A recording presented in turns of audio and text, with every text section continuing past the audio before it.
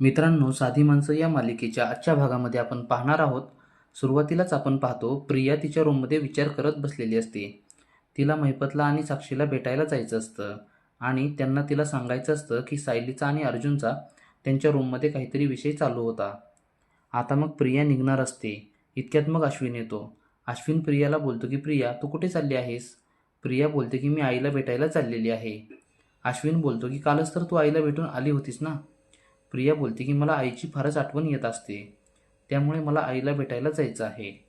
मग अश्विन बोलतो की चल, मी पण आता हॉस्पिटलला चाललेलो आहे, तुला जाता जाता सोडतो मी. प्रिया बोलते की नको अरे, माझी मी जाईल. पण मग अश्विन बोलतो की चल, मी तुला सोडतो. काय, मला थोडासा तर उशीरच होईल ना? प्रिया मग अश्विनवर फारच रागावते. ती बोलते की प्रत्येक वेळेस आता तुला काही मी सोबत घेऊन जाऊ का? माझं पर्सनल काम आहे, उगाच तुला उशीर नको, तुझं तू जा. मग आता अश्विन फारच नाराज होतो. प्रिया मग निघालेली असते. तर मग इतक्यात कल्पना प्रियाला आवाज देते आणि बोलते, कुठे बाहेर चालली आहेस का? प्रिया बोलते की हो, मी बॅगला ऊन द्यायला चाललेली आहे, येत आहे का तुम्ही सोबत? प्रिया कल्पनाला फारच रागावून बोलते. पूर्णाजी मग प्रियावर फारच रागावते आणि मग ती बोलते की तन्वी, ही तुझी बोलण्याची पद्धत आहे का? आता मग प्रिया बोलते की अगं, मी तर मस्करी करत होते, तुम्ही जास्त सिरियसली घेऊ नका. मी बाहेर आईला भेटायला चाललेली आहे, जाऊ ना मी? पूर्णाजी मग तिला जा बोलते. कल्पना मात्र तिच्यावर फारच नाराज होते आणि मग तिला प्रियाचा फारच राग येतो. आता मग इकडे प्रिया महिपतच्या घरी आल्यावर त्या दोघांशी बोलत असते. ती बोलते की मी चैतन्य आणि अर्जुनला त्यांच्या रूममध्ये बोलताना ऐकलं आणि ते दोघे साक्षीचं नाव घेत होते.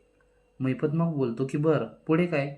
प्रिया बोलते की पुढे काही नाही, मध्यस्थी कल्पना आली, त्यामुळे मला जास्त काही ऐकू आलं नाही. महिपत बोलतो की मग आता त्या वकीलबाईला काय सांगू? त्या अर्जुनने साक्षीचं नाव घेतलं म्हणून आणि त्याला कोर्टाकडून नोटीस पाठवा असं सांगू का? काहीतरी चांगलं काम करत जा एखाद्या वेळेस. साक्षी बोलते की प्रिया, तू त्या घरामधली आमची हक्काची एकुलती एकच व्यक्ती आहे, जी आम्हाला मदत करू शकते. महिपत बोलतो की ही एकासुद्धा कामाची नाही, हिला काहीसुद्धा जमत नाही. प्रिया बोलते की हो, मी प्रयत्न तर करत आहे ना. पण महिपत तेथून रागाने निघून जातो. इकडे आता अर्जुन सायलीला घेऊन महिपतच्या गेट समोर येतो. मग तो सायलीला बोलतो की सायली, आतमध्ये जाऊन जरा लवकरच तुझं काम आटपून ये.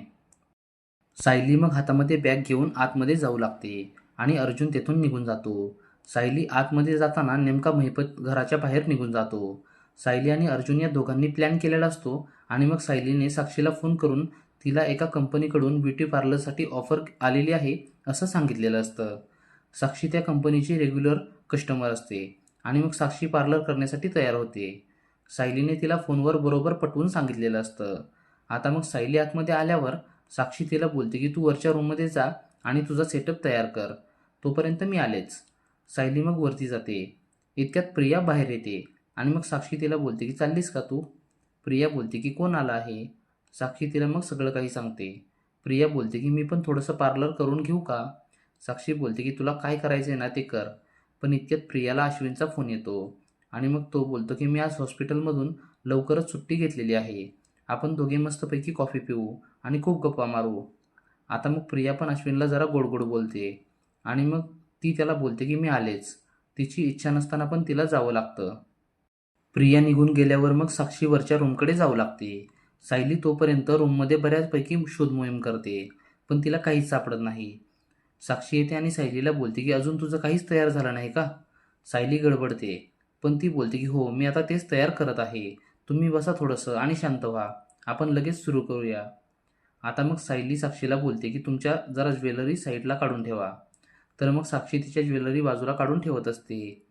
सायली मात्र तिच्याकडे बघत असते आणि पण तिला जी ज्वेलरी हवी असते ती काही तिला दिसत नसते. अर्जुन इकडे बाहेर सायलीची वाट पाहत असतो. त्याला मात्र फारच टेन्शन येतं.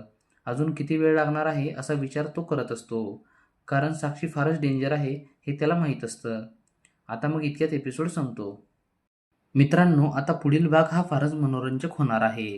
पुढील भाग पाहण्यासाठी व्हिडिओला लाईक करा आणि चॅनेलला सबस्क्राईब करून आम्हाला थोडासा सपोर्ट करा. धन्यवाद.